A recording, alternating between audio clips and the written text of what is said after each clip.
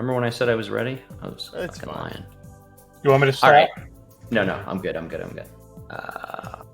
Here we go. Okay, so I'll share this like I did before. Put it here and start reading the recap. So last session, number 38, was called, we called it Free Irwin. The subtitle was Geez, it was just a couple of pebbles. As they made their way toward Baron Vlachovich's mansion to deliver the wine in exchange for Erwin Martikov's life, Deckard continued to grow more nauseous. Smells from the recent Wolf's Head Festival still lingered around town as some of the citizens and the guards of Vallaki were preparing for tomorrow's Festival of the Blazing Sun. They had taken down the wolf heads and decorated the town square and other buildings with garland and some new signs. Juniper offered Deckard some spearmint, which he chewed on, and it did seem to mask some of the scents, giving him a little reprieve from the stench. So Deckard drove the wagon, with Ragnar kind of sitting on top, his arms folded, staring stoically at passersby. And the others followed along as they transported the wine along the main thoroughfare. As they moved through town, Thoradin asked Vasily about Blinsky, the odd toy maker. He didn't seem to have a lot of insight, but shared that people tend to avoid him due to his toys' creepy nature. He said that the Baron kept Blinsky busy, making toys and decorations for his festivals, and that he otherwise keeps to himself. Ragnar asked Vasily why all the festival signs state that attendance and children are required. And Vasily noted that the Baron believes if he can keep everyone happy, including families and children, that is how they can keep Lord Strahd away. Ragnar then asked if he had heard of any children missing. He thought for a moment, and then he shared that he knew of a small Vistani camp near town, and they had been looking for a missing child there. However, the Vistani are not welcome in Vallaki due to some town order, and also that 2 of the Baron's staff had gone missing recently as well. Not children, but no one seemed to have any information about that either. And then remembering the Nightmare Horse toy they found at the winery, Spargle cast Detect Magic on it, discovered that it did not have any magical properties. They asked Vasily if he had any children, to which he responded with a sort of smirk and a chuckle, and he said, "No, never been wed. I'm saving myself for the right lady." And he agreed to introduce them to the Baron. Soon they arrived at the Baron's mansion. The door opened after Vasily knocked. Several other commoners were rushing in and out around them, many of them carrying bundles of sticks into the estate and taking them down a long central hall. The maid, recognizing Vasily, welcomed him and the party into the foyer. Juniper and Spargle stayed outside with the wine barrels. Juniper excitedly used this opportunity to share her rock collection with Spargle, who seemed at least a bit interested. The rest of the group started checking out the entryway as the maid went upstairs to retrieve the Baron. The main thing that seemed out of place was the many bundles of sticks all over the house. They checked out various portraits hung around this entry room, paintings of noblemen and women, perhaps families or ancestors of Baron Vlachovich. While they waited for the maid to return, Thoradin licked a wall.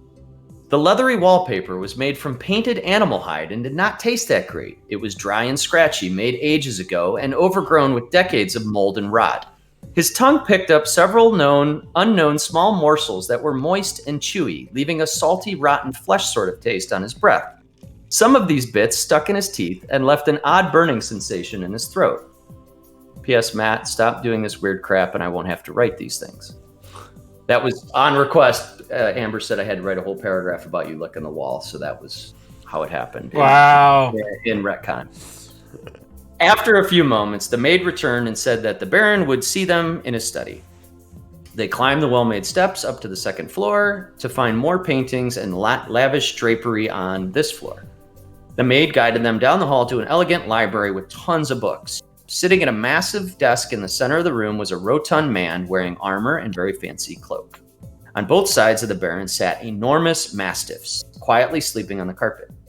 The maid hurried off as the Baron started speaking to Vasily. He referred to the party as his famous visitors who finally came to meet him. Upon seeing only Ragnar, Thoradin, and Alaric, he asked, "Where are the rest of you?" Apparently he knew quite a bit about the party. He suggested that if they were to hand over the wine owed to him, that he would be happy to make them his honored guests at tomorrow's festival. Thoradin asked him what happened to Erwin, at which the Baron informed them that he was being held for spreading malicious unhappiness, and that it might be too late for him. Alaric walked over to one of the mastiffs to pet it, and stopped to ask the Baron first. The Baron mumbled a command word under his breath, and the dog bowed his head obediently and let the half-orc pet him without any issues. The dog seemed content and curled back up. The Baron then summoned a maid by the name of Vika and told her to confirm the wine delivery and inform Ezek to free Erwin. As they approached the wagon, Spargle, still playing show and tell with rocks under the wagon's cover, cast an invisibility spell on Juniper and himself. The maid overlooked the two of them and confirmed that the wine was secured as they unhitched the horses. Ragnar suggested that someone escort the maid to the square. Deckard, Alaric, and an invisible Juniper agreed to do so. Erwin was purportedly being held in the stocks and now at the mercy of angry, wine-deprived citizens. Spargle, Thoradin, and Irina stayed behind to keep eyes on the precious cargo outside of the Baron's mansion. Vasily offered to let Danica know what the game plan was. Thoradin, remembering the payment of 35 silver and a case of wine, extended Vasily a coin purse. But he said that it was more important to him to bring some order back to the town, as his livelihood would otherwise be in jeopardy. So he let them keep the coin. He did, however, ask for the wine. He offered to escort Irina back to the Blue Water Inn as well. Ragnar did not like that idea and just shook his head. So they decided to keep Irina with Spargle and Thoradin, while Vasily headed towards the Blue Water Inn to tell Erwin's wife their plan. After a short while, they arrived at the square. The first thing they noticed was the massive figure of Ezek, the Baron's henchman, as he was placing a donkey head mask on Erwin. Some of the Vallaki commoners were standing around with bags of rotten food and rocks and other ammo at the ready. The maid seemed intimidated by Ezek as the others continued up towards the stocks. Juniper, still invisible, snuck up to Erwin and removed the donkey mask, tossing it to the ground. A few guards gasped, but Ezek, now walking away, didn't even notice this. The crowd halted their assault on Erwin. Not a single thing was thrown. They just stood there confused. Sheepishly, Avika approached Ezek. Juniper followed closely behind. Ezek didn't seem to hear the meek maid, so getting impatient, Alaric intensely shouted out, "Ezek!" The huge man stopped as if someone grabbed him by the collar, spinning around with a scowl on his face. Alaric extended his hand in greeting and introduced himself. Without breaking a stare, Ezek brushed his cloak off of his shoulder. This exposed his right arm, which had always been hidden until now. Alaric, Deckard, and Juniper immediately saw that this inhuman arm was utterly disfigured and ended in a giant claw that was enveloped in smoldering flames. Alaric explained that they were there to release Erwin, that they had made a deal with the Baron and he was now a free man. The guards, a little confused, around Ezek, gripped their weapons more tightly and nervously stepped forward. For a moment, it looked like things were going to get messy, but the Baron's maid corroborated their story. Ezek, knowing this maid well and perhaps not caring all that much, said, "So you say, free the bartender." And the guards complied. Ezek said, "Anything else?" as he started to turn around. Alaric, surprised that it went this smoothly, said in a somewhat sarcastic tone, "That's going to be it for today, sir." As the guards released Erwin Mardukov from his stocks, Deckard suddenly caught the scent of an all-too-close man sneaking upon him. He immediately spun around with uncanny speed and simultaneously readied his crossbow in that direction, startling a darkly dressed man who looked completely surprised by being caught. Deckard aimed his crossbow up towards the man's face. He started stammering immediately about his matron, wanting to invite them to dinner and that she would like to enlist their services, and he was instructed first to see how things unfolded here in the square. Deckard and this man slipped around a nearby building, still in eyeshot of the square, but now able to speak privately. Meanwhile, Erwin looked extremely relieved to be rescued, but was still locked up in the stock. Alaric instructed one of the guards to release Erwin, but he said that only Ezek had the key. Alaric said in a stern tone, "We'll go get it." And the man, fearful of Alaric, ran off and came back with the key. They freed Erwin. Alaric quickly explained that they had helped his father, Davian, and rescued the winery. Erwin was happy with the rescue, but mentioned that he wouldn't be quick to forgive the Baron. Unseen to anyone, Juniper gathered up a handful of small pebbles and snuck up behind Ezek as he was returning to the gatehouse. She attempted to drop a few of these rocks into his boot, but his foot caught Juniper. Ezek felt his heel catch her in the chin, and he spun around, roaring that someone had snuck up upon him. Taking a few steps back, Juniper squeaked, "Don't worry, I'm just a shoe elf. I fix shoes, but yours look okay." Ezek, now entirely confused, started snatching at thin air, attempting to catch this invisible shoe elf. But being flustered, he slipped on the dirt and came crashing to the ground. He sprung up and shouted at Alaric, "What trickery is this?"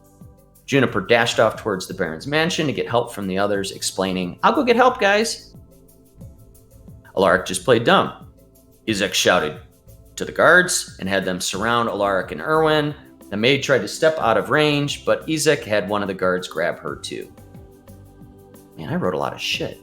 As this was going down, the man who had snuck up on Deckard suggested that they may not be able to win this fight and that they should talk to Lady Wachter, that she might be able to help them. Deckard continued to distance himself from the fray at the square. The man explained that his lady can help the group deal with Ezek and the Baron, but that she wishes to speak to them to make arrangements. He then excused himself, wished them the best, and mentioned that his name was Ernst, Lady Wachter's most valued servant, and that her mansion was on the northeast side of town. He then melted into the crowd without a trace. After the man left, Deckard quickly scaled a nearby building to get a better vantage point of the scene down in the square. Almost done here.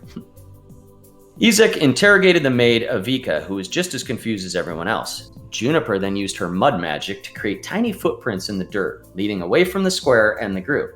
However, Ezek was so focused on the maid and Alaric he didn't notice them. Ezek commanded his guards to grab the Mardukov, and that they were going to the Baron's mansion to sort this out. But Alaric then pointed out the footprints to Ezek and said, "I think you have other problems." Something seemed to click in Ezek's brain, and he mumbled, "Ugh, the Vistani. Well, I've got my eyes on you," as he ran off in the direction of the footprints. An invisible Juniper, Alaric, and Deckard sped off from the square back to the Baron's mansion, where they regrouped with Ragnar, Thoradin, and Spargle. With Erwin safely freed, the party turned over the 2 full barrels of wine to the Baron, completing their end of the bargain. They then returned to the Blue Water Inn, as Deckard explained his conversation with the spy in the alley. Spargle recalled that they had met Lady Wachter's sons at the inn a few nights ago. As the group walked into the Blue Water Inn, Danica looked up, beaming at seeing her husband safe. Deckard grabbed a bottle of Red Dragon Crush from his pack and popped the cork with his mouth, spitting it at Thoradin's forehead as he slammed the bottle in front of him. The dwarf grabbed the wine, slugged half of it straight from the bottle, and then handed it back to Deckard with a guttural burp. And that's where we ended. So I will take us to the Blue Water. That was pretty. That was good. It was a successful session for you guys. Objective complete. Almost ruined by Amber. We're not giving her a break with that. Oh, I don't give breaks. I'd say enhanced by Amber. That's right. Yeah, it was bonus experience. You're welcome. That's right. That's right. I'm keeping track of all this. All right. So it's about 8 p.m. The weather is cool and dark, but it's not raining. As you were coming back to the Blue Water Inn, you noticed it was there was a lot of people preparing for tomorrow's festival. So a lot of guards and citizens are kind of scrambling about, putting up decorations and doing other things. Danica and Erwin kind of greet each other, and you guys are now all standing around the Blue Water Inn.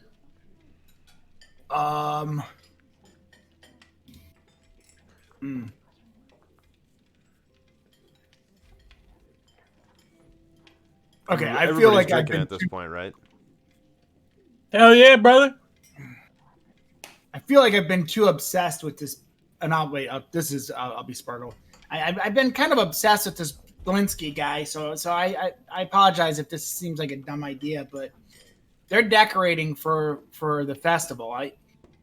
I know. I don't remember who told us, but someone mentioned that Blinsky often helps set up for these types of things, right? I'm just wondering if he's out and about, maybe setting up for the festival. If we want to do a little. Thoradin takes a big swig of whatever drink he has. Sparkle! That's a great idea. We should go catch him with his pants down and question him. Yeah, and his little asshole monkey too. He wasn't very nice. Oh yeah, you got into it with this monkey, right? Flipping I him off. say we Number one. trap the monkey and we eat it. That's what I say, lads. Fresh monkey meat right off the bone. You know, Alaric went from like all into it with the trapping part to when you said eat it, and he's just like, Thorin, that's how viruses start. oh jeez. You better cook that very well. I say we find the fat bastard and we ask him a few questions. Right now, while he least expects it. It's a shot. I don't know.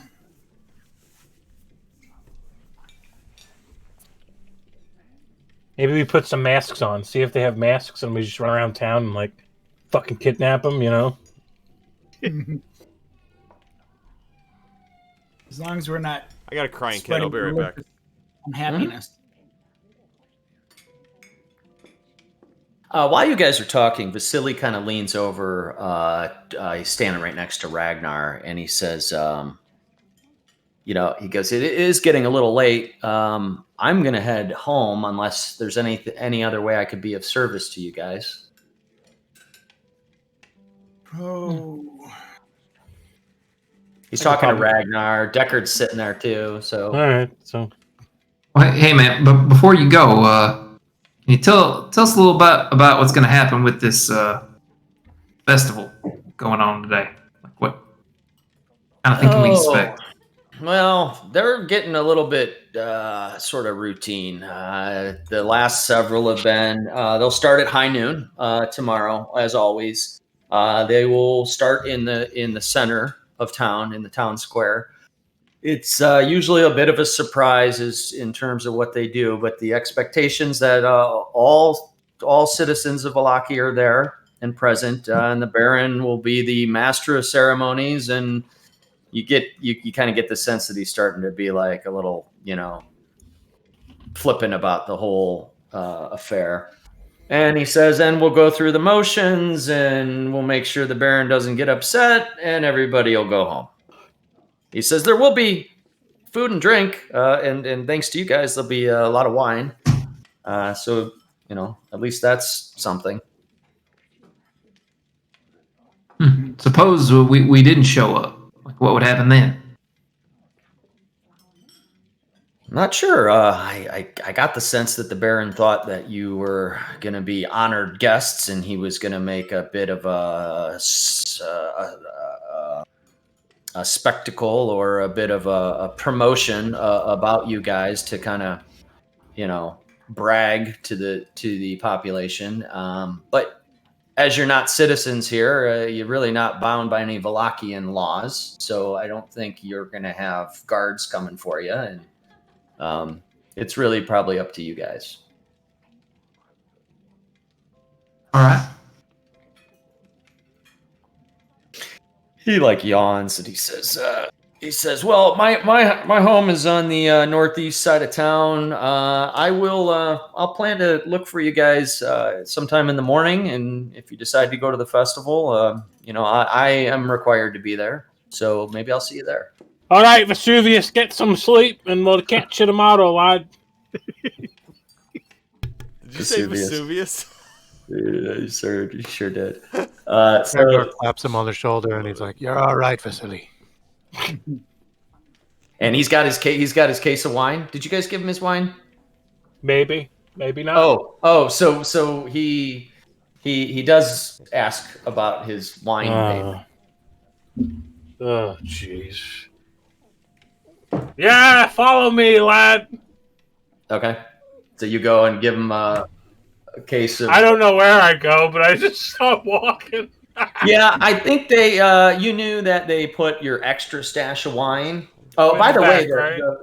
and the tavern is serving the wine now that you've replenished their supplies. So some of the other just citizens that are in there are drinking some wine, so it looks like the tavern's back in shape. But yeah, it was back in the back in the stables actually.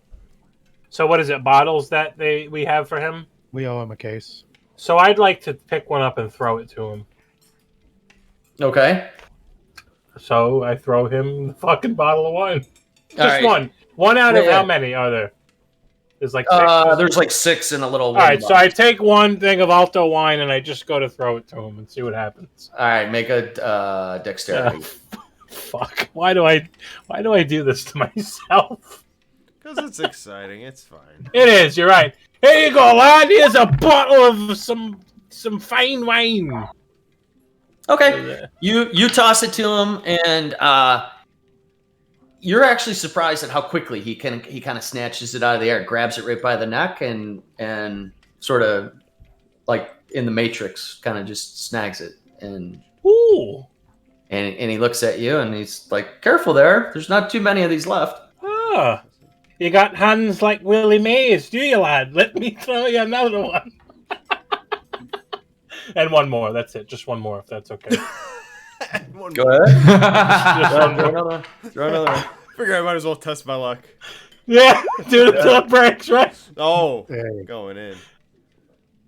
Yep, and then and so he grabs the one, smirks at you, and you toss the other one. You toss it almost directly into his hand. That he literally just has to make the grabbing motion. And now he's holding the 2 bottles, and he says, "Hey, I'm out of hands. Don't throw me anymore, friend." All right, Jerry Rice, no problem. We're done here. So he grabs the box, puts the 2 bottles that you almost broke on the ground, and he heads out. All right. Thank God that fucking guy's gone, huh? Couldn't stand that fucking guy anymore. All right. So what do you guys want to do? Well, real I quick, s- we all know about the invitation now, as Deckard told us all about that. Yeah, I filled everybody in Okay. at the end of last session, so we're all in the know about this matron. So, Woman. do you want to talk to Lady Wachter at some point before the festival? Or do you want to just go interrogate the toy man? Or try to do both? I wouldn't mind learning a little bit about this Lady Walker. Hear what she's all about. Oh, so we have a decision to make. Should we terrorize the toy man or And do we want to split up? Because that always seems to work out really well for us.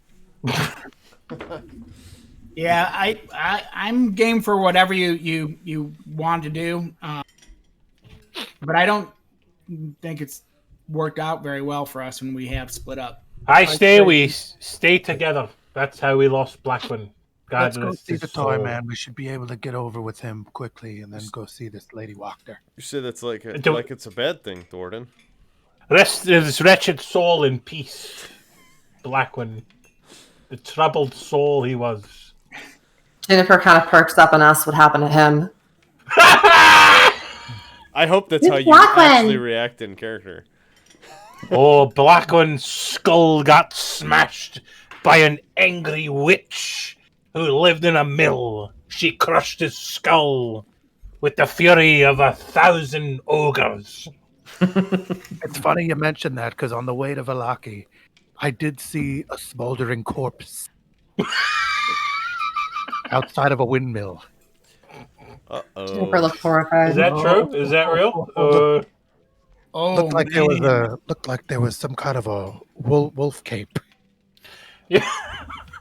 some kind of a wolf sigil. What did he say it was? The fucking bugbear cave? Yeah, the bugbear cave. I Clark's can't remember. Yes. hide. You guys Clark! turned into a- That's right. Yeah, Clark. Wait, did you say there was a wolf sigil? That was non-canon. Oh, all right. All right, okay. I wasn't given any information. Sorry. Do we have enough time, Dan, to potentially go question the toy maker and then go see Lady Wachter? Or I mean, it's 8 p.m., so you can do whatever you want. look, why don't we go shake? Let's go shake him down real quick. It should take a half hour, maybe tops. Let's do it. Let's go. Let's go right now. Yeah, all 6 of us don't have to go in. You know, two that he can trust maybe can go in, and the rest of us can stand outside. I say we beat the shit out of him. This is it now. Like, fucking waylay him. That's it. All right. So what do you guys? Irina's looking around at you guys and says, What do you want me to do?" Oh, little sugar plum, don't worry. We're gonna go out and we're gonna go talk to someone. You should stay here where it's safe and warm. Well, I don't know, man. I don't know about that, You don't want Gordon. How much have you had Strahd to drink, showing buddy? up. And... More than you could drink, you big bastard. So I'm going to quietly tell Irina, just be like, I'm just gonna kind of like signal to her to just like kind of blow off what he's saying, and that he should probably stick with us. Says, "Okay, yeah, that's cool. Yeah, I probably feel safer with you. I feel safe here. I think these people seem pretty nice. But yeah, whatever you want me to do." Just go fuck off. Doug wrote in Twitch. Just go fuck off. That's pretty funny. Her All right, collar so leash. Oh For man. this fat toy maker, then Out of the blue water. Yeah, let's go terrorize the toy maker. I feel like you guys really have a hard on for messing with this guy. So, Oh, I have such a hard on for messing with him. all right. All right, so you guys, You literally everybody with Irina are leaving the Blue Water Inn. Okay. All right. And all right. As you're leaving, Danica and Erwin are kind of close and kind of talking, and they seem like relieved and a little bit cautious now that that was an unexpected sort of turn of events for them. They've never really been messed with before, so they're happy to be sort of back and secure. And Danica thanks you again as you guys are leaving, and she says, yeah, she goes, as always, you have free room and board here, so you're welcome back here later if after you finish your business around town, and you can always call on us. And she kind of pauses on us with like a nod if you need any help. And I go, caw, caw! Do you really? Yeah. She kind of looks at you a little wide-eyed and goes, okay, Thornton, you're probably done with the drinks tonight. If I'm close enough to Thornton, I'd like to, like, not hurtful, but just like slap him on the backside of the head. Like my little kid's about to put his finger in a fucking light socket. Right? Right. I'm not trying to inflict pain, but I'm just like, what the fuck are you doing? So I'm gonna do that. All right, and the two of the Mardikovs kind of smirk at each other after that. Most of the crowd in the tavern wasn't paying too much attention. As you're leaving, though,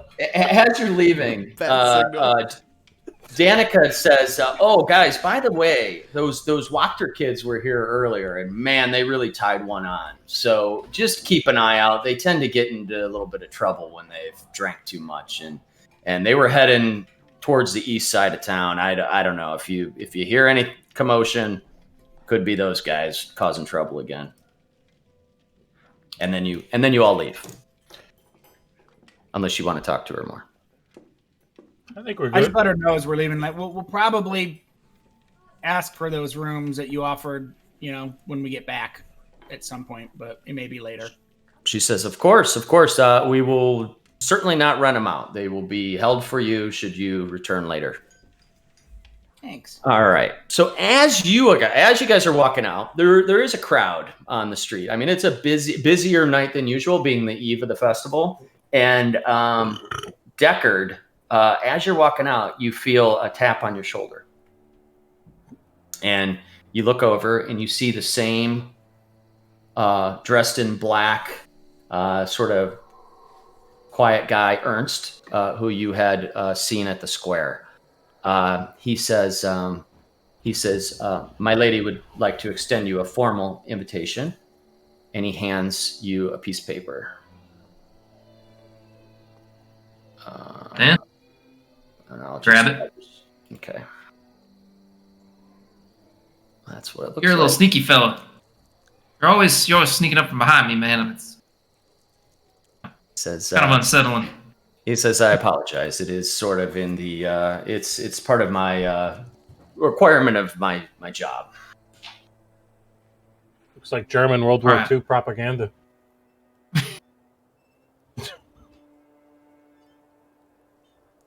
Right. Cool. So we got this. And you guys know in This- Roll20, you can kind of click into the middle of that thing and it'll blow it up a little bit. The estimable band of adventurers currently visiting Valaki. Is that our team name? That would. I look at them. Is that what they're calling us now? Like, is that like our team name? Is that what we're known as? Better than the Super Friends.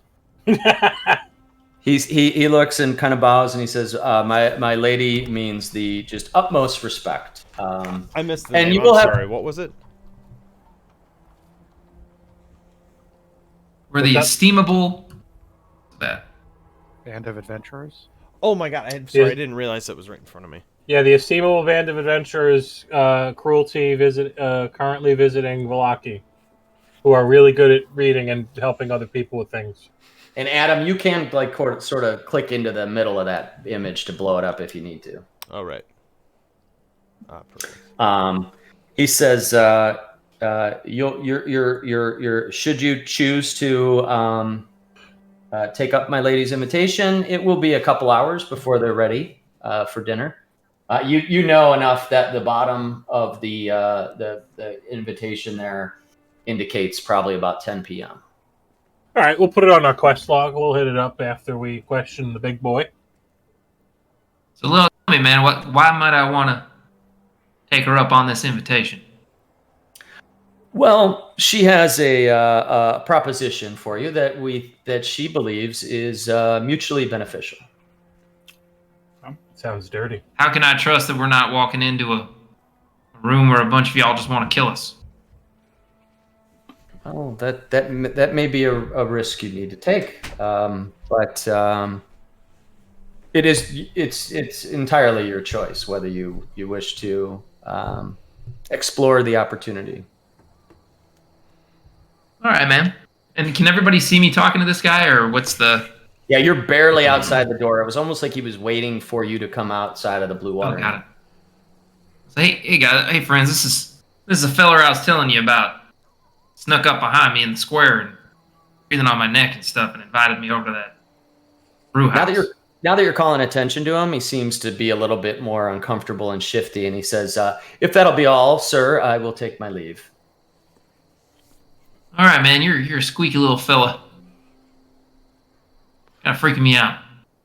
He says, "I take that as a compliment." And as he turns, as a crowd, like a crowd of people come by, there's some people moving back towards the direction of the Baron's mansion. They're carrying large bundle of twigs, and he kind of almost like, as he like walks behind him, and the people with the twigs walk by, he's gone. So I grabbed a piece of paper from Deckard.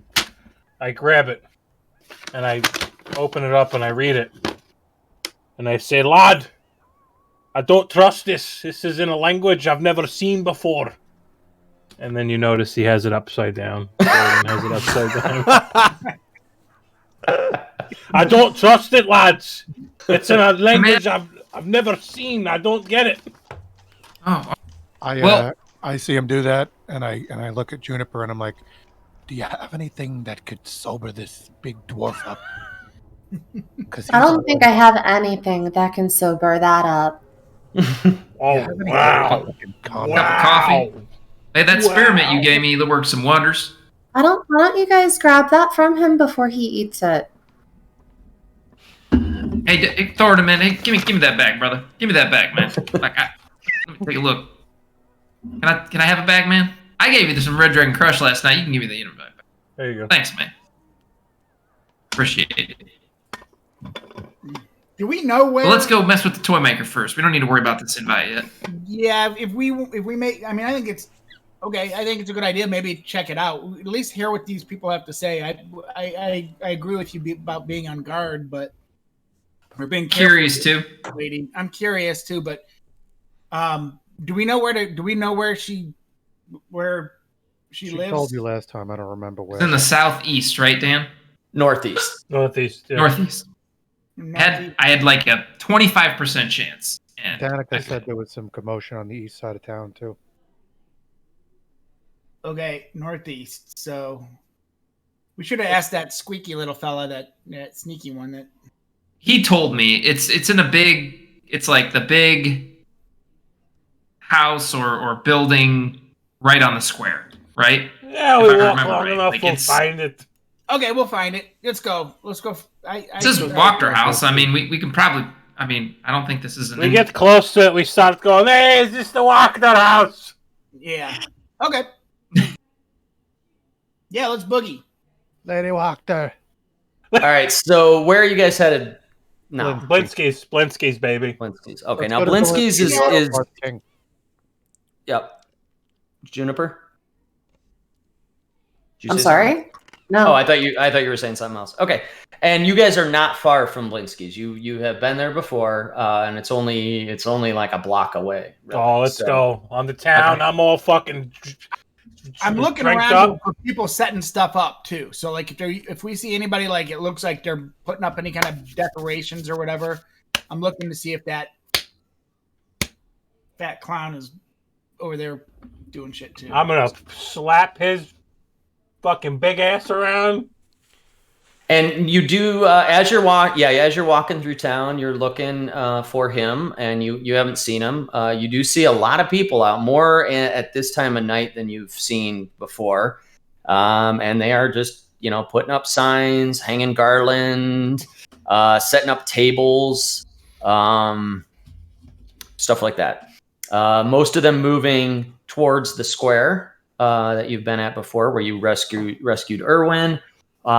Also, a lot coming to and from the Burgomaster's mansion area, which you've come to realize it's not as much of a private home as sort of a center of like a town center. A lot of people come in and out of the Baron's mansion.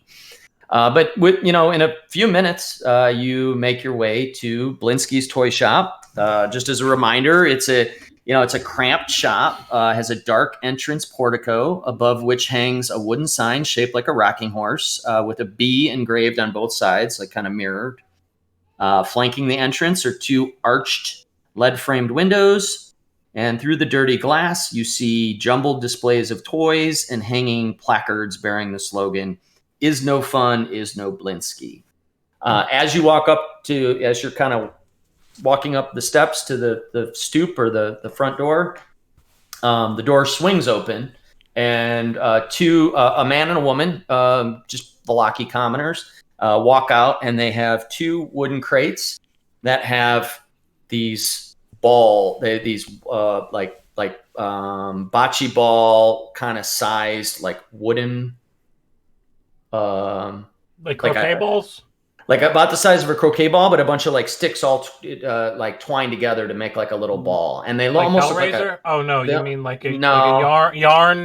like a yarn kind of ball from twigs instead of but string. made out of twigs. Yeah, and it almost looks like a little sun with little bursts coming out of the sides. Decorations. All right. That's fucked up. Who? I can't remember who went in the first time. Who questioned him? I was part of it. I know that. Alark, was it you, or is it you, Thornton? That I think we had 2 sessions with him. I think There are I 2 went in groups. there Yeah. the first time with you, Spargle, and then I think Alaric went in with maybe Deckard. Yeah, it was Alaric and me. I was at. I think it was Deckard and Alaric. No. maybe we have like I don't know, even like Ragnar and Juniper, or somebody who hasn't. Oh, I don't know. I don't know if it matters. Someone he hasn't seen before, kind of question him, or I think we scare the shit out of him. We all go in there. or we could just I intimidate don't know. him. Yeah, That's we could not. do that. I mean, not to put people on the spot, of course, and tell everybody what to do, but I like that ideal. That idea. Maybe send people in there that haven't been in there before, at least to say a few things. Maybe try and corroborate some of the bullshit that he's... Before we go in, guns Mic blazing. working? Yeah, Yeah, You your guys hear mic's me? working. Yeah, Yeah, hell we yeah, hear you. brother. Okay. And then I could give you the toy that I took, and then maybe you could kind of open up the conversation with that. Yeah, I mean, who knows? Things might have gone the way that they did because of who we are or what we look like. I mean, maybe the right person going in there might open up the right door. Yeah, maybe Juniper could sweet talk his ass, you know? Maybe. I can give it a try. Just on Here's you. I could go in with Juniper. I'll give you one of you guys. I'll hand over the horse and He likes sweets. the toy and mention that. Remember, this is who knows however it goes, but you could. Who knows if ask about his interest in Strahd or what, because this is Strahd's horse that this toy is. You know, maybe you can probe on that or Yeah, something. Bucephalus is the name of the horse. Yep. Nice. Yeah, All right. Bucephalus. Juniper, you want to do the talking, and I'll just hang back, or Good cop, bad cop? Well, see, Juniper doesn't have a super great idea of what we're questioning him about. Where All right, are let's coach Juniper right now. yeah. Hey, while you guys do that, I'm gonna grab a drink. So I can still hear you, but keep going. Spargo, you could lead off. Go ahead.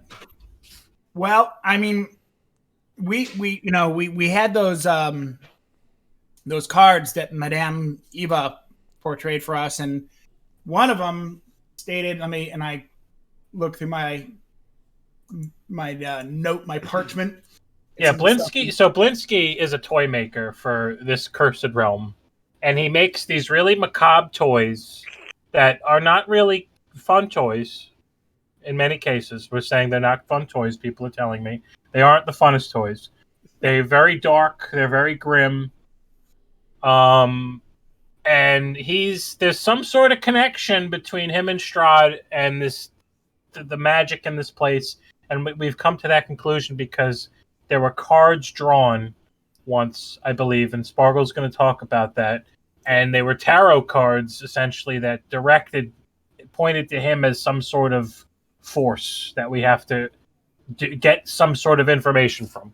When we received these fortunes, it was shared to us that this is essential for us to be able to defeat Strahd. And one of the cards that it was a card with a skull floating in a jar on a pedestal. But what she mentioned was that this card sheds light on one who will help you greatly in battle against darkness. Look for an entertaining man with a monkey. This man is more than he seems. I'll send you the picture on. Okay, so are we thinking this person's going to be an ally, or are we thinking this person is going to do us harm? We don't know. He's more than he seems. We don't know what his alignment probably the is. latter, if we had to guess. But Now, we believe that he's into him and Strahd are tight, or at least he's got him on. Strahd has him under his thumb, kind of. Have we filled Juniper in on the history here? No, Juniper doesn't know anything about any of this. All she knows is that the one day, I think it was the first day that she was with you guys, you all woke up after having that similar dream. But she wasn't with you guys for the tarot thing. So I sent you the cards. Mhm. So that skull has to do with Blinsky, we believe. We've been told. My people are telling me. There was a crazy Millions. prone lady at this camp we went to, and long story short, she was turning over cards and reading fortunes, doing all kinds of crazy voodoo stuff, and she told us that this Blinsky fella, this toy maker, that there's more to him than meets the eye. Yeah, essentially, Pizza making Tits has it sound- information that we need about how this all works. Pizza tits. So our plan is just to go in and ask him questions about the toys that he's making and We've his done that a connection little with bit. Strahd. We've asked done about that. the toys, and The then horse we is Strahd's he horse. had one toy that the first time we met with him, he had one toy that he hid from us. He didn't want us to see, and his monkey was very rude. And then I don't remember what happened with the second conversation. Monkey. I will eat the monkey tonight if So, this goes I bad. have an I'm idea. just saying. He's very How about instead what we do, and this is what Juniper is pitching because she has heard that he has a monkey? He has an animal? Okay. So why don't we have somebody else speak with him, and then I can try to talk to the monkey and figure out what's going on from the monkey. I'll talk to him. I tried That's that. fine. He's a very Oh. rude monkey. He's an extremely rude monkey, and I'm gonna eat him tonight alive if this doesn't If- go well. If you have a banana, you What if- might get somewhere. But if you don't, Can you conjure bananas? Can I turn myself into a monkey and try to be his monkey friend? Whoa. Monkey friends. Okay, this is great. Oh. Millions of people are talking about this. Let's do it. I mean, can we get a banana and maybe we can share a banana and maybe some tales of what the hell is going on in the toy shop? Is that a pun? Some tails? That was. Yeah, it absolutely was a pun. Good catch. Yes. Nothing but wolf meat in this hellhole. All All right, so Ragnar's gonna have to do the sweet talking to I'll do fucking the Blinsky. Fine. I got this an is idea what to say. talk about food. He'll fucking go All right. on all day. That fat fuck. I do want to throw one other option out there too, if we want to cover our bases. Ragnar could talk to Blinsky. Juniper, if you want to try to talk to the monkey, I hope you don't get feces thrown at you. And then I could also cast invisibility and try to stake out his shop a little bit and see if there's anything in the back. Oh, this is the best plan ever. That's Okay, not bad. well- I'll keep talking about all sorts of historical artifacts and all sorts of bullshit that I've had in my travels. Believe me. Do we happen to know what the I don't monkey's wanna name is? talk. The monkey's name? Yeah. Marcel. Mr. Peanuts or Maybe it was it Charlie Jim Tomei? or I don't know. I don't remember what the monkey's name was. Don't know that. I Dexter. don't know that we got the name or not. wow, maybe you guys were the rude ones. Did you think of that? We did. I offered We offered definitely that. thought of that. I Pretty offered nice this to him when I you went guys in. could have done with a voice of reason since the beginning. I got Hey, a I dead was nice friend to with a the guy. stuffed skull who disagrees with That's you. not how we roll. I was nice to the guy when Alaric and I were nice. We were just asking him questions. You should have seen us before the windmill. Were we nice? I don't remember that. I drink a lot. Yeah, we weren't jerks. We weren't. We weren't jerks. I was mean to him. I definitely was. I definitely made a couple of weight jokes about his weight. Yeah, I think you did. As if I'm one to fucking talk, right? I mean, you know. Yeah, I'm pretty sure you did.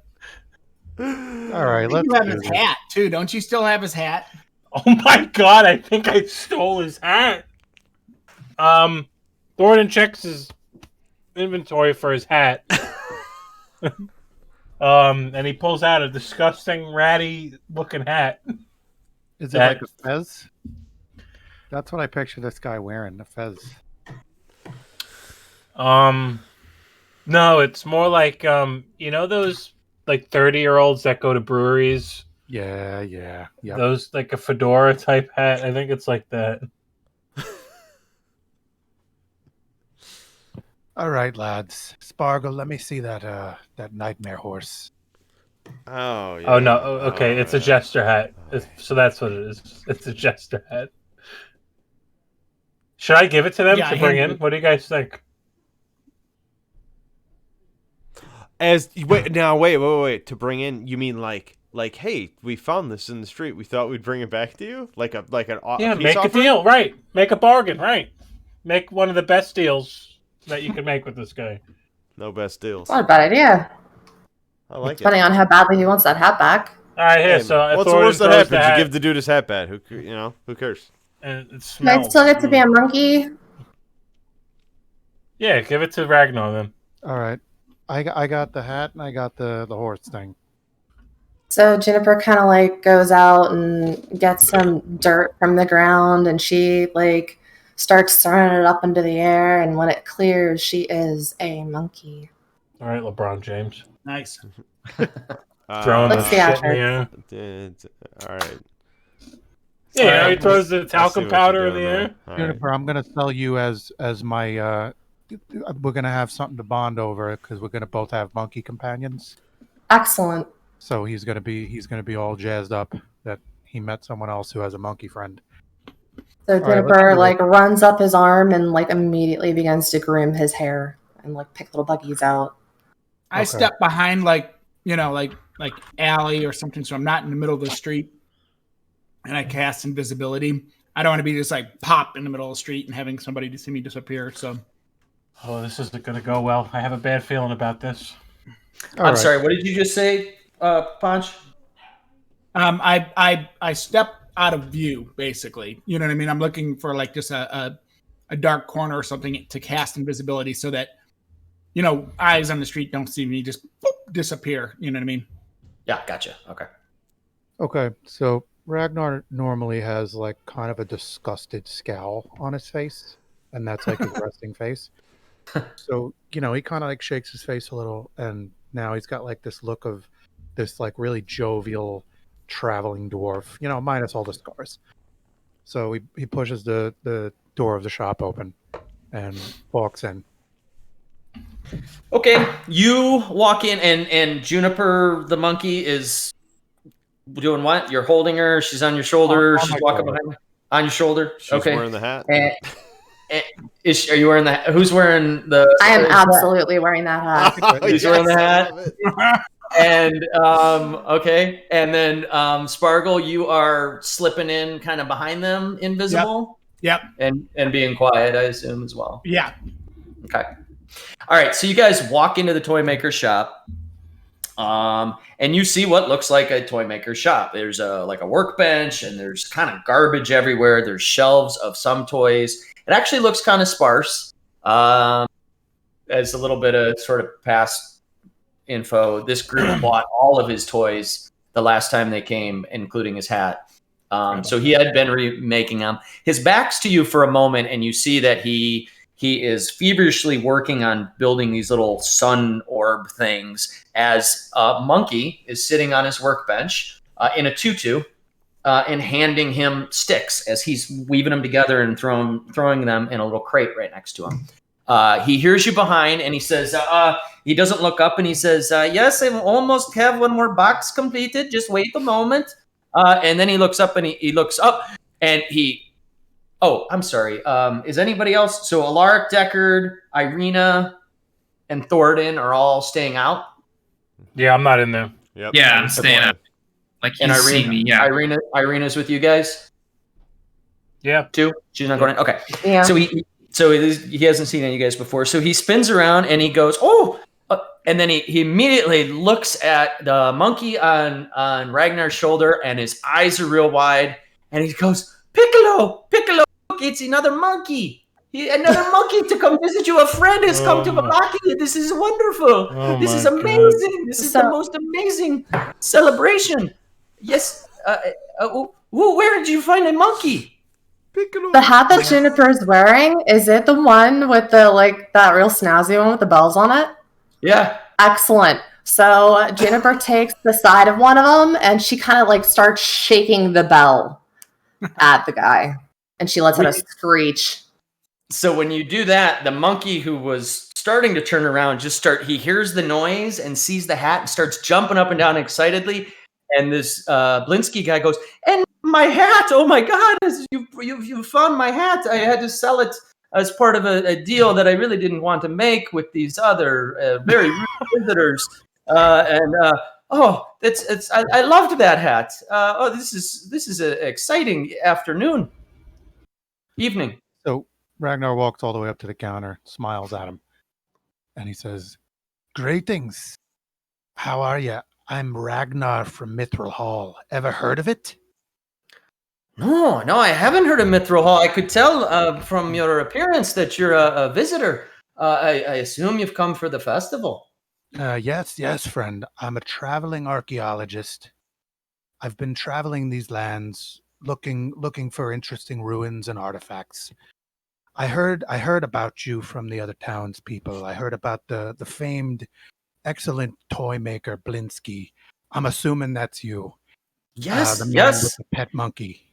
I Dan, am. real quick, I just am. while he's doing this, I'm trying to use the noise of the commotion and the conversation. I'm taking really slow, just to use it and try to. I'm just saying because I don't want to retro it, you know what I mean? But I'm just No. This is good. We'll do it in parallel. Can you do a stealth check with advantage? Okay. Because there is, he is very distracted. He's very focused on the bells. Yeah, I mean, there's just so much going on. Yeah. So go ahead and roll stealth with advantage. Okay. And where are you trying to get? to? I'm looking. Can you kind of describe the outlay of the? Were you here before? Yes. You were in the room when when that whole thing went down where he hid the toys? Yes. Because I don't want to over think this. If you're looking for the spot where he hid those toys, then just tell me that's where you're going, and Yeah. we're good. Okay. Yeah, and I'm keeping my eyes open though. If there's any like other back room area, I might make my way, but I'm first going for the hidden toy. Yeah, it's not a really big shop. It's sort of 4 walls and workbenches and stuff, and you know exactly where. You're lucky. Oh, Will. much I'll better. take that. I was not ready for the direction that was about to turn. Good. Okay, so let's go to you, Sparkle, for a moment. No, let's so Sparkle, you make it around the side of the room to the back of the workbench where before he had all the toys up and the group was asking about these other toys and he kind of like shuffled them to the back and would not show them, and he pushed them down into like a little sort of just area behind the workbench. Okay. So you're there. So you made it there. No one hurt you that you know of.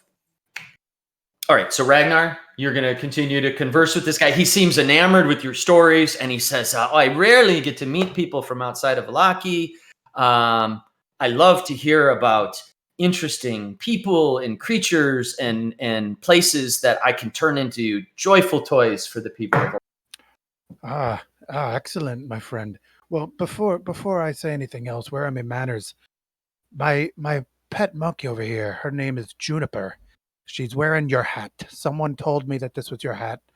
I found it in the wilderness, so I did want to bring that back to you as a gesture of good faith, and because I do have to ask you some questions, and I heard that you are a man of great intellect around these parts.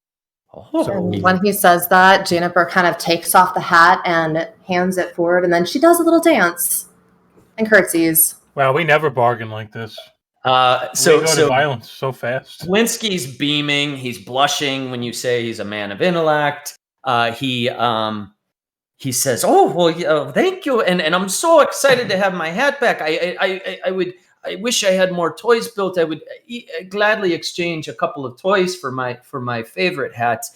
He says, Piccolo, make friends with the Juniper. And the monkey kind of looks a little bit goofy, but kind of like walks over. Juniper starts sniffing around you a little bit, and then it kind of stands up and like plays with its like showing you its like tutu real proudly, and just kind of like interacting with you. And the monkey Piccolo does take the hat if you give it to him. She does, yeah. Okay. All right, excellent. I see our two simian companions have made friends. So now that the introductions are over, you have some time to answer some questions for me, Mr. Blinsky, because you're the man I need to see about this. I don't know what you want to talk about, but yeah, I mean, I do need to keep working. I have to make enough of these crates for the festival tomorrow. You can keep working. I can understand a good work ethic, and I totally respect that. Okay, yeah, then I'd be happy to answer any questions of my newest best friends in town who brought back my hat and made a friend for my new monkey. Excellent. Well, for starters, here's another small artifact I found on the road, and I pull out the Bucephalus toy, and I kind of like place that on the counter. I found this interesting horse, and I just have a very curious mind. I do travel the world looking for ruins and relics, and I'm just very curious about the meaning of this horse and what you can tell me about it. Oh, that is one of the toys I make. It's a very popular toy. It's that is the Devil Strahd's horse, the nightmare they call him, Bucephalus. Is legend should say. No one has ever seen if this horse really exists.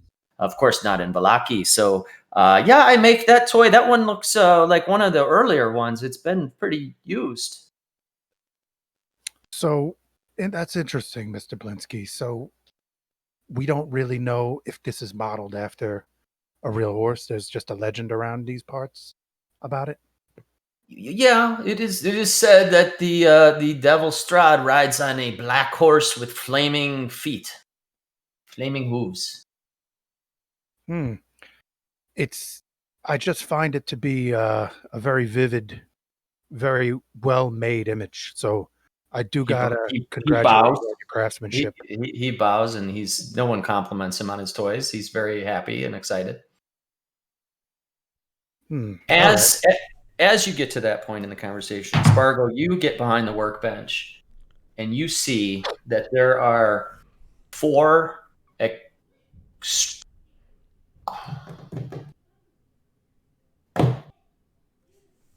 I thought you lagged out for a second. That was pretty good, Dave. No. I'm sorry. I'm trying to think. I'm trying to think. Can I? Let me call you real quick, Spargle or Punch, and then I'll jump back in the channel. Okay. So I'm gonna call you. While he's doing that, I'm gonna go to the bathroom. Okay. Yeah, we'll be channel. Yeah. Punch, just jump in to the I'll move you D&D. guys. I got you guys. God, those fucking guys are gone. Yeah, I'm gonna go get fucking food.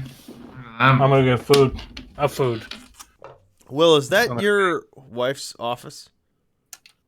Yeah, it's not done yet. We've got it painted and the wallpaper up, but that's why it's so echoey. We don't have any furniture in here. Didn't or anything you, on the when walls. you first moved in, didn't you guys both have your shit set up in there? We did. And then you moved it to the basement? Yeah. So are you using Hillary's setup right now? I am, yeah. She's got all the she had all the software and stuff already on this. My computer's still not hooked up, but dude, I mean, maybe it's not as bad as you, but my computer's all still hooked up, but I don't even use it anymore. Really? I mean, outside of playing Rocket League here and there over the last few months with Noah and Matt, I haven't been doing anything. I haven't been doing any kind of gaming. The only thing I do is I play some Hearthstone sometimes on my laptop or my iPad. Yeah. I don't know, man. All I've been doing is watching shows and getting a lot of sleep. It is nice, man. I go to bed at like 9:30. So nice. My thing is, like, dude, I was playing games and, like, I hated the feeling of, like, sitting down at my computer at, like, 8 or 9 and knowing, like, okay, like, I'm going to get up in 3 to 4 hours from this desk and go to bed. Like, I hated that being the rest of my night. Yeah. Like, I don't know. Yeah. I don't know if it's just a phase, eventually. Yeah. Like, I'm not saying I'm done forever. I mean, that something can come out. I might get into something, and it's time to, like. Well, yeah, you got 3 little kids running around. It's crazy how much time it takes with the kids. Like, oh, I know. It's wild. You know, you guys didn't warn me about all this, or maybe you did. I'm sure I did all the time. How old's Max? Is Max 3 yet? He'll be 3 in January. Oh, okay. Twins are going to be 1 in 3 weeks. I saw that. That's crazy. Nuts. Time flies. Keeps going faster and faster too, man. It does, dude. It's time crazy. I was telling someone. To get older.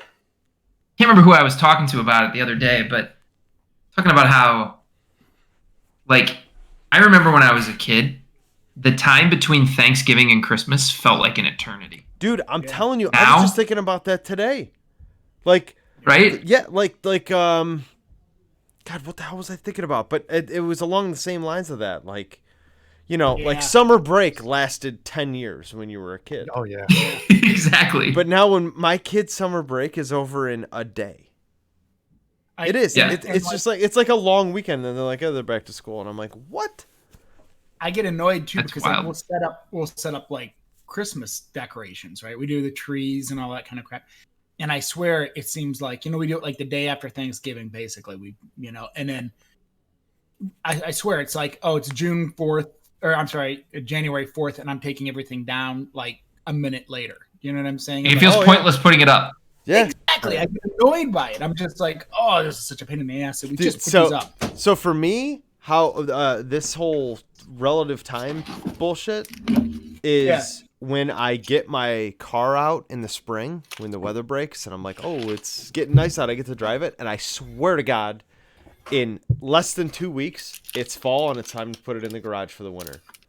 Yeah. That's how I am. Because I literally just today I parked it in the garage for the winter, and I'm like, didn't I just get this car out? Like, is this? It is weird. Time flies, man. Hey, at least it's not an Yep. $800,000 boat that you can only use on the weekends between Memorial Day and Labor Day. It's true. Who has an $800,000 boat? It's a person to be named later. The other Listoria that's not on this call. Oh my God. Yeah, he bought a yacht after he I'm cool built with- a yacht of a house. Man, that's crazy. Dude, he must get a crap load of Bitcoin. Who knows, man? I don't want to know where that guy's money comes from. All right. I don't know if Amber's I'm back. Yeah, I'm back. Okay, cool. All right. So Ragnar, Juniper, or Ragnar, you continue to converse with Blinsky. Is there anything else you want to ask him? Oh, yes, definitely. All right, Blinsky. I got another question for you. Again, in my travels in Barovia, I've heard that you're definitely a man to talk to when it comes to high-minded intellectual things. And I had a very curious experience, and it seems that you're the man to talk to about it. So I had a very troubling dream the other night, and I've had that dream repeatedly. And I just want to know if someone like you could give me some insight on it. I seen a tiger, and a tiger was running around, and it told me some things, and it was eating wolf meat. It was all very uncomfortable. And I just don't know. I've seen a lot of wolf imagery in this town, but I haven't seen anything with tigers. Is that any relevance to you? My friend, the carnival man who gave me the monkey. He has a tiger. Oh, Carnival man. Who? Yeah, who's yeah. My friend. His name is Rictavio. Rictavio. Rictavio. Is he? In town? Is he a Can- magician? can I- Yeah. He's an older gentleman. He stays at the inn at the tavern. Interesting. I mean, He gave me Piccolo just 2 weeks ago. He said he couldn't keep the monkey at the tavern because the birds didn't like the monkey. I don't know, but I have Piccolo now, and I have a friend. He's my only friend in town, Rictavio. He's his carnival. We haven't seen his carnival, but his tiger he feeds. So in the meantime, Juniper is she's using Speak with Animals, and she is talking to Piccolo, and she is introducing herself and saying, "Hi, my name's Juniper, and your town seems really cool, and the toy maker seems really cool, and so what's going on in your town? It feels kind of weird here. It feels sort of weird." So the monkey replies back that he has been in this town for just a few weeks. His previous owner traveled a lot, was a nice man, but he likes Blinsky and he likes living in the toy shop. And he doesn't seem to understand the concept of weird or agree that it's weird, but he kind of communicates that much back at least. All right. So Blinsky, did you have to give this Rictavio anything for your friend the monkey over here? No, I really didn't. He was a nice man, and he just he seemed really concerned about not being able to stay at the Blue Water Tavern. And since they wouldn't let him keep the monkey there, he gave it to me. And now I have 2 new friends. Well, that's quite a tale, Mr. Blinsky. It does shed some light on what I had in my mind, and I appreciate you sharing it with me. And by the way, I got a great idea for the next toy you should make. Oh, yes. What? I'm looking for fresh ideas. People don't like my toys lately. Well, I think the people of Barovia, especially the children, would probably like the Mountain King. He's a strong, battle-hardened dwarf who lives inside of a lonely mountain, and he sits on top of a pile of gold. He wields a battle axe and can kill a dragon with his bare hands. I think Ooh. that's your next toy, my friend. You see him like deep in thought now, almost disconnected from the conversation. His wheels are spinning. Could I get Seems that very- fucking toy? Yeah. Where, is that on Amazon? I'll pre-order. What do you need? How much you need? Yeah. And you see him, he grabs a piece of parchment with a piece of charcoal and he starts sketching something on it. And he says, this was a most pleasant visit. Your monkey is welcome to come play with my monkey anytime you want. I think we'll set up a monkey play date, Mr. Blinsky. That sounds excellent. I Great. appreciate the good conversation, my friend. Okay, well, I will see you at the festival tomorrow. Would you like to take a few blazing suns for you and your monkey? Sure. If it won't make you have less of what you need for your quota, then I'd gladly take some blazing suns.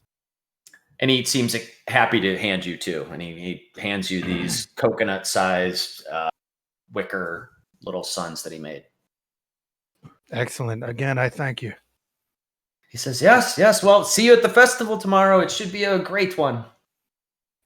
Definitely. Jennifer does that monkey grin thing and goes eek eek eek and jumps up on his shoulder.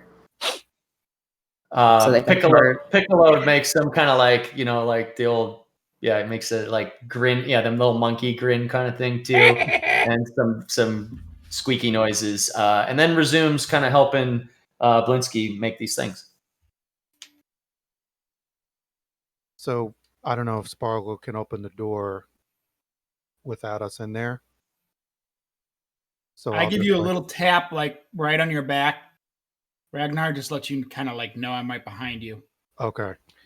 So then I'm waiting I for you stop to open stalling. it, basically. I stop stalling and I walk out the door and hold it carefully so that my invisible friend can get out. Okay.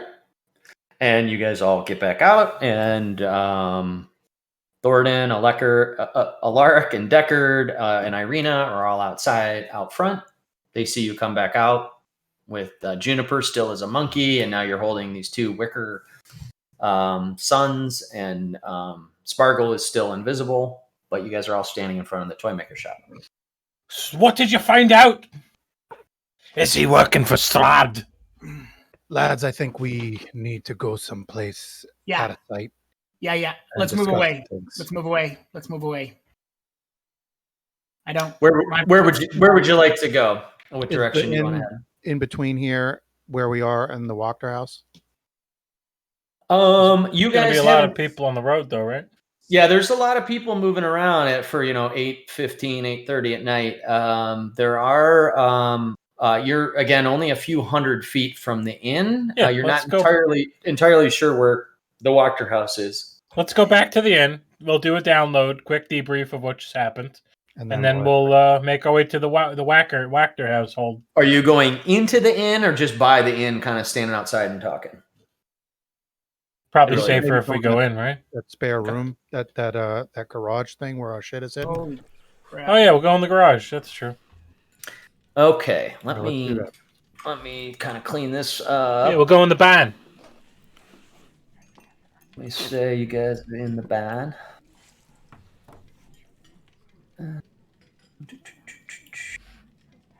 Okay. Kind of look like that. The tavern's getting a little less crowded this time of night.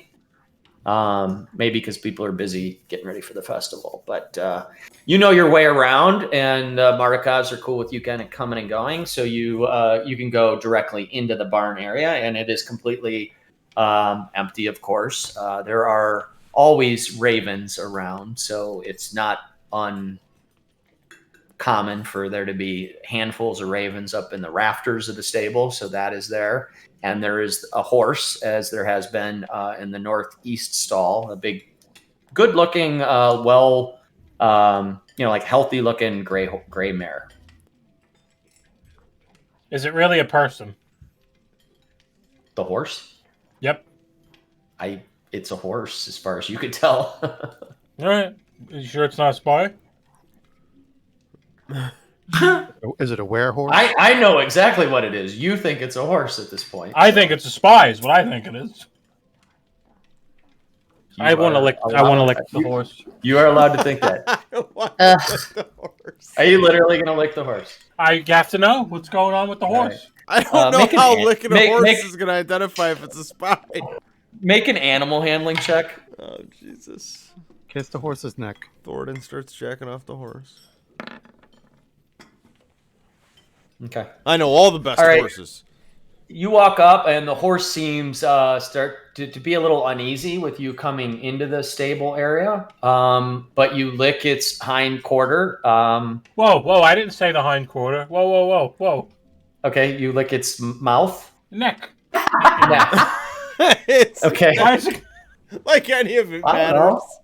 Right. So you lick the horse's neck, and the horse actually starts to nuzzle you back a little bit, but otherwise tastes exactly like a horse. Adam, lick Alexis's neck and see what she does. Don't do it. See what my she does. God, you're so weird. No. No, but see, it's indicative of what happens. Say, Matt, Because you're it, weird. Tell him. Matt, you're weird. this is true. High five. If the horse was a spy, it would not have done that. It would have been like, Yeah, you were trying to like creep out the spy enough. yeah, To break but it. it's just a horse. I think We're we just good. wanted to lick a horse's neck. No, we're good. You just wanted me to have to write that in the recap. Maybe. Maybe. All right, you guys are in the stable. You lick the horse's neck. The horse is cool with that. Okay. You want to keep licking the horse, or you want to do it from a? I become visible now, and I'm like, oh, we got a lot to talk about. That's not licking horses. Oh boy. Ah, And- and I- Spargo. I can't You were believe with us how the much whole stuff I time. missed. What'd you find out? Okay, so I went around the other side of the counter there, and underneath the stuff I found the stuff that he had hid from us. Thornton, the first time when we'd gone in there. Remember, he jostled something and then he hid All it? the secret toys. What did you find? All right. In response to that, I pull him out of my satchel, Dan, to show them, and I have more to say, but Okay, so Spargo pops visible, says that, starts pulling out what are dolls, and you hear, before even any of you can even focus your eye on the dolls, Irina screams. And she is white as a ghost, so you almost don't look at the dolls, you look at her first, and then you all look back down at the dolls and notice all four of them are an absolute perfect likeness of Irina. Ew. They're Dressed all- in different things. Some of them are all dolled, dressed up elegantly. Some are a little bit more look commoner-like, but the face is a spitting image for Irina on all four of them. So I licked the doll. No, I'm just kidding. So Jennifer kind of goes and looks over to see what she's screaming about, and she goes, "Oh, look, somebody made dolls of you." there's Irina's- more. There's Irina's shaking a little bit. It looks just like you. Look at that. Oh wow. And she's like, yeah, it really does. Why? Are you guys friends? I've never met the guy. I didn't even walk into his shop. I've never even been to this town. I'm really freaked out and confused. Oh, that's kind of creepy then. Yeah. I want to. We should go back to the village of Barovia. So, okay, I don't know if you guys remember from our previous conversations with Blinsky. All right. I mean, this all seems to be falling like in line here. Okay, so he had told us that when we looked at that thing that he'd hid before, that was commissioned by somebody. That I don't think he said it. Commissioned by somebody. These are my. I don't recall everything from it, but they weren't even paying him for it. They're helping him keep him healthy and alive and all that kind of stuff. And he's his only customer. And that's the Carnival Man. He said the Carnival Man. And also, he mentioned the Burgermeister commissions him for festival decorations and stuff, but the Carnival Man is the only one who will buy his toys. Why is the Carnival Man and the tiger that we talked about have all these dolls of Irina? We're looking at the wrong man. We're looking at Blinsky, and what we should be looking at is the entertaining man, the Carnival Man. How the hell did we miss this? Lads, I did talk to, while Spargle was pilfering those dolls, I did talk to Blinsky, and he said he got the monkey only 2 weeks ago from the Carnival Man.